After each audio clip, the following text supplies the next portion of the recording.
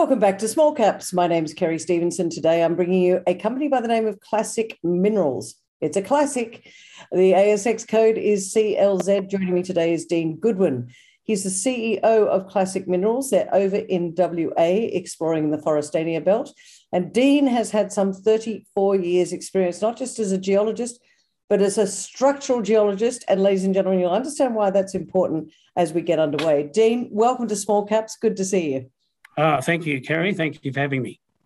First up, for those of you that are out there that don't know who Classic Minerals are, Dean, just give us a brief overview of who are Classic Minerals and what your project is. Classic floated back in 2014. We have a project out just south of Southern Cross, and we cover around 500 square kilometres of tenure. Okay, and you've said as well that you're an aspiring gold producer. So for, a lot of people that listen to what we say here on Small Caps, we're talking to companies that are out there, they're exploring, they've got projects, whether it's gold or nickel or whatever. But your big call is that you're an aspiring gold producer. So you're not an explorer, you're fast tracking to becoming a gold producer. And it's the Cat Gap project that's doing that. So where are you with that, and how can you fast track into becoming a producer? Well, I suppose the beautiful thing about Cat Gap is that it's very, very close to the surface. The gold is literally within 4 metres of the surface. So that allows us to get in fairly cheaply and start mining. So it's not going to be a very expensive exercise. What sort of grades are you talking about? You say it's close to surface. What sort of grades are you talking about? Yeah, well, the average grade is around 3.5, 4 grams. But the stuff that's close to the surface is upward of around 7 or 8. So there is a bit of a supergene effect going on there, which means that gold is concentrated in the oxidised rock.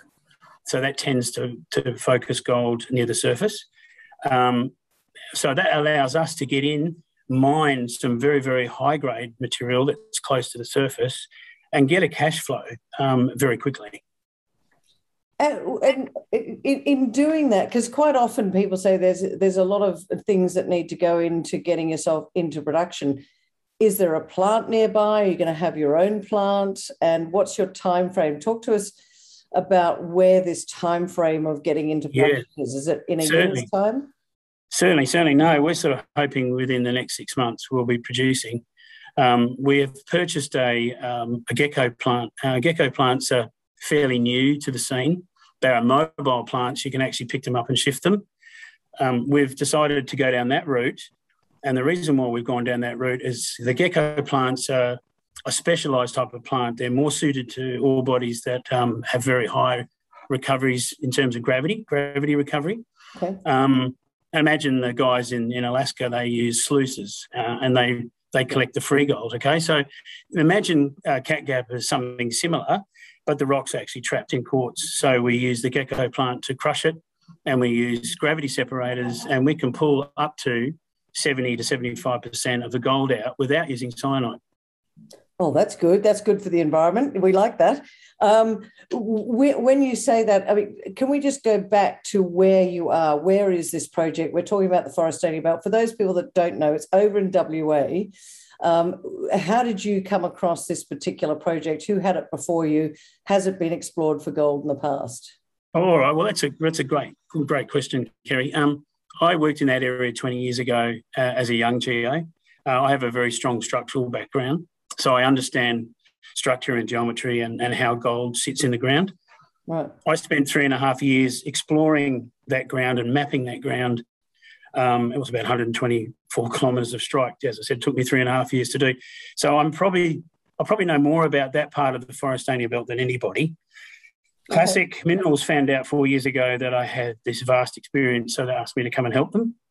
And I've been working with Classic for the last 4 years, applying all the knowledge that I picked up 20 years ago into focusing into the right areas, spending what money we have. And at that stage, when I joined, we didn't have a lot of money. So I was very careful about where that money was spent. And fortunately for us, we've been able to lock onto Cat Gap. Cat Gap is a project that I knew about 20 years ago. Fortunately, the management at the time weren't interested in me spending money down there. So, you know, what goes around comes around, and here we are lucky enough to have it in Classic's portfolio, and I've had another go at it. So, and she's developing very, very nicely, Kerry. When you say you've had another go at it, what work have you done to date, and that makes you so confident that you can go from the sort of the exploration into mining so quickly, into becoming a producer so quickly? All right. Knowledge? Is it your knowledge? Because I think, you know, there's, excuse me, in this belt, there has been gold found north of the Harden Road, but you're south of that. Just explain to us the work that's been done and why you're so confident. Yeah, okay. Well, I suppose what's interesting is the area's been heavily explored for both gold and nickel. In the day, Outokumpu, AMAX, companies like that, and up at the moment, Western Areas, all focus their effort south of a road that basically joins Hyden to Norseman in WA. All the exploration that's really undertaken south of that road has been nickel, because it's been held by nickel miners and nickel explorers. Okay. All of the ground to the north was held by gold explorers, and that was when I was there 20 years ago. I was exploring for gold north of the Hyden Road. Oh. Now, Classic have ground south of the Hyden Road, and that area has really had very little gold exploration at all, because it's been held by companies that were exploring for nickel only. They weren't interested in gold. Right. And they're still not interested in gold, believe it or not. They're still mining nickel, and they're not interested really in the gold side of it at all. So I suppose the really interesting thing is when you look at what gold's been found north of the Hyden Road, 1.7 million ounces has come out of the ground there. And we're down at Cat Gap, and we've found near on 100,000 ounces now. I think the potential in that southern belt for more ounces is huge. I think there's 1 million ounces, or 500,000 to 1 million ounces to be found in that area. I'm not saying we have 1 million ounces on our tenements down at Cat Gap, but I think the potential for Cat Gap is still pretty huge. But where you're going on the mining side, we've drilled about 350 RC holes now. Most of those holes are shallow because the gold comes close to the surface. We've focused heavily on shallow drilling.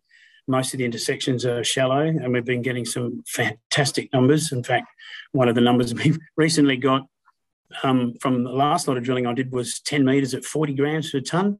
And that was only 22, that's only 22 metres below the surface. So very, very, actually 28 metres below the surface, I think. And there was a high grade in there of, I think it was 0.5 metre at nearly 600 grams per tonne. So there's phenomenal grades sitting very, very close to the surface. So that helps a lot when you want to start production, because you don't, given the fact that your body is that close to the surface, you don't have to move a lot of Mother Earth to get into production. So, the other way of doing it too is to do it in stages. Right, so you de-risk your mining operation by doing it in stages, and you understand as you go. So I've learned that lesson from other mining companies in the past. With going through this, and when you mentioned that 10 metres at 40 grams, and you know some of the ones you come across, what comes to my mind was that, you know, it sounds awful, but was that a fluke? Is that just a moment of high grade madness, if you like, Dean?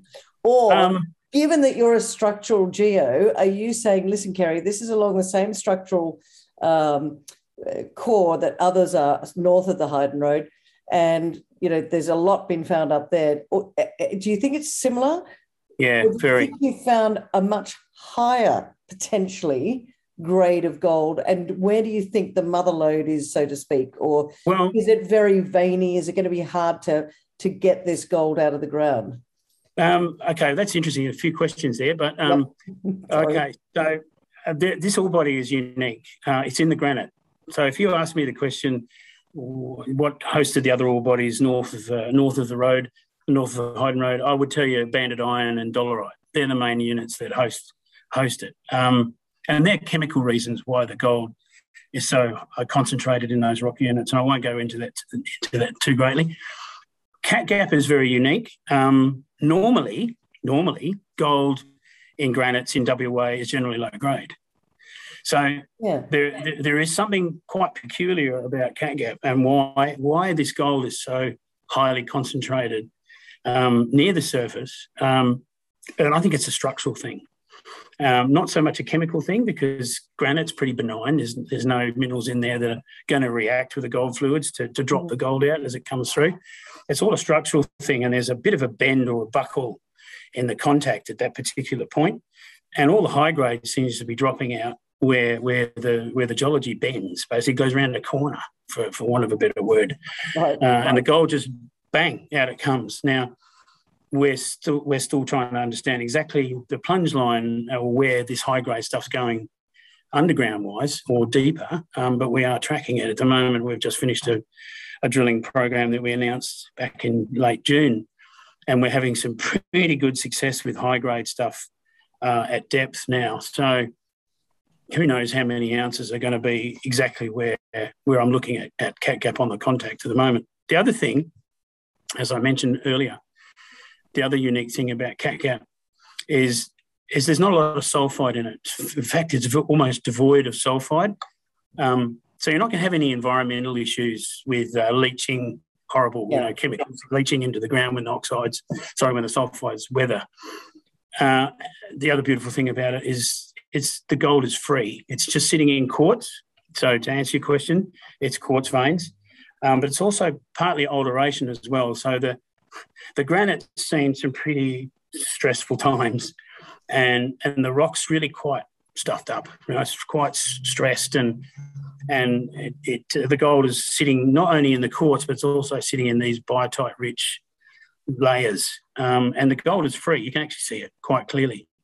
And the other good thing about it being gravity is you can pan it. So when you're RC drilling, you can grab a handful of the stuff that comes straight out of the rig, you can throw it in a pan, you can pan it, you go, oh, look at that, here's 10 grams to the ton. If I could get on a plane and come over WA, I'd be over there and panning right now. Well, yeah.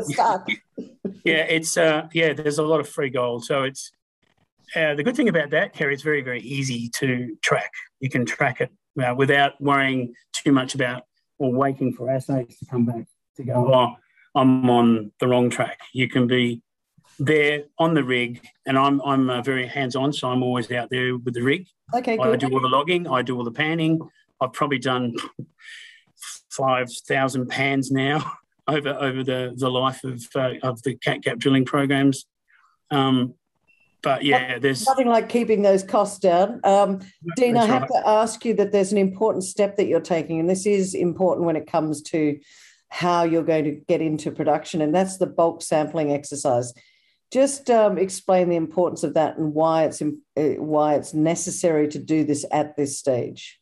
Okay, so we don't want to get caught, with not understanding what's going on before we ramp up. Okay, so I'm very cautious, and I've managed to convince the management and the board here that we should mine a bulk sample first. So that entails opening up about 50,000 tonne. So that's 50,000 tonne of material, of which about 3,000 to 5,000 tonne of that will be ore. Now, we're able to do this because the ore comes very close to the surface. With a bulk sample, you're technically only allowed to mine down to 15 to 20 metres. So you're not allowed to go too deep. The government are very strict on how much you're allowed to remove. You have to be careful. The beautiful thing with Cat Gap, it comes to the surface, so we can have a really good look at it without risking too much. It's going to cost us a couple $100,000 to mine the bulk sample. So we're not talking a lot of money. The good thing about opening it up is, I can see whether I'm right, whether I've got the orientations correct, and that the block model is correct. So that's imperative. Yep. The next thing is engineering. We can have a look at the walls, see how well they're going to hold up. Yeah. We might be able to save a bit of money by changing the wall angles a little bit, making them a bit steeper, and that means you're moving less dirt, so we can save money that way. But more importantly, we're going to get a good look at the metallurgical side of it. So we'll be able to test reasonable parcels of material instead of trying to test drill holes, because you can only get so much material from a drill hole for metallurgical test work. Yeah. You can't beat having a decent size chunk of material, a couple 100 tonnes basically. You can put through the Gecko plant and see how it goes, and we can fine tune the plant without costing a lot of money. So once we've got all those parameters, we can go back to our engineer and say, okay, this is where we're at with the bulk sample. This is where we're at with the engineering. This is where we're at with the geology. I might find other structures that are heading out into the granite. And I suspect there's going to be these high-grade quartz veins that are parallel to the existing mineralisation as we know it. Mm-hmm. And we can redesign things. We can be cleverer. So that's really important for us. Well, certainly for us, and that's very important for me too as a professional. And you said that you're saying within 6 months that you can be starting some revenue with this early stage gold production. Is that correct? Yeah, I think once we've completed the bulk sample, we're going to know a lot more pretty quick after that. So I reckon within a month we'll be in a really good position to know where we're going to be at with the stages. Now, the engineers have come up with a couple of different scenarios for us to go mining, and again, I'm going to take the more cautious approach and start off with a stage 1 open pit, which will probably mine 100,000 tonnes of ore. And then we'll probably go to a much larger pit after that once we see what's really going on in terms of these structures that are potentially heading off into the wall. Because I think there's a lot of ounces that aren't in the current resource, because we're hitting these high-grade quartz veins that we can't sort of join the dots to. Those high-grade quartz veins, are they close to surface as well, or are they? They are. Okay. They are indeed. Yes, they will come to the surface too, along with the main zone. So, and you guys are the first ones that have been actually looking for the gold down there. Now, look, it would be remiss of me not to just mention this, Dean, and that is having a look at the structure of Classic Minerals at the moment. There's a lot of shares on issue, a lot. Yeah, there is. Is that an impediment to you at all? Are you going to do a bit of recapitalisation at some point? What's going on? I think there's about. Okay. Yeah, I suppose you could look at it a couple of ways. There are companies out there that have got way more shares than us, and they have a similar resource base, and their share price is higher. So I think we can sort of get our share price up once we start doing some bulk sampling and we can start mining. I think that will really change things. But I think you hit something there. Reconstruction is certainly on the cards. Bring the company back to a much better footing. You'll have other investors that will be more interested in what you're doing, instead of having a share price at the bottom of the barrel. It's hard. It's hard to move. It's difficult to move where we are at the moment. We're aware of that, and we'll fix it. And you, as you say, you're fast tracking to become a gold producer. Well, Dean, I always ask this of all my interviewees, and it's an investor audience that are watching this right now. Classic Minerals, ASX code CLZ. Why do you think now is a good time for investors to get involved? All right. Well, three reasons. Three. Okay, three. I think the company is undervalued against its peers at the moment. We have a 400,000 ounce resource base. That's the first reason. I think we're undervalued. The second reason is that we're transitioning from explorer to miner, which is a good thing. We'll generate significant cash from the high-grade cat-cap operation, which means we won't need to go back to shareholders and ask for more money. So that means no more future capital raisings, which is great, no more dilution. And the third thing and the most important thing is the potential of not just the cat-cap area, but for also Forestania for organic growth through increasing the resource base. That, I think, is the big one. Right? We've only scratched the surface at literally, and I think there's a lot more ounces to be found. So they're the three reasons why I think you should buy some shares. Everybody out there should. Well, yeah, there's plenty more news to come, and there's plenty of news flow. I congratulate you on just sticking with it and making sure that you're going to get into an early stage production, so you don't have to continue to dilute shareholders. We will look forward to that day, and I'm sure we'll bring you back on as soon as you pour your first gold. But for now, ladies and gentlemen, you heard it here first. It's all about structures. Here's a structural geologist that is doing what he knows best, which is looking at the structures, finding the gold, getting into production. Dean Goodwin, thank you. CEO of Classic Minerals. Thanks for joining me on Small Caps today. Thank you very much for having me, Kerry. It's been a pleasure.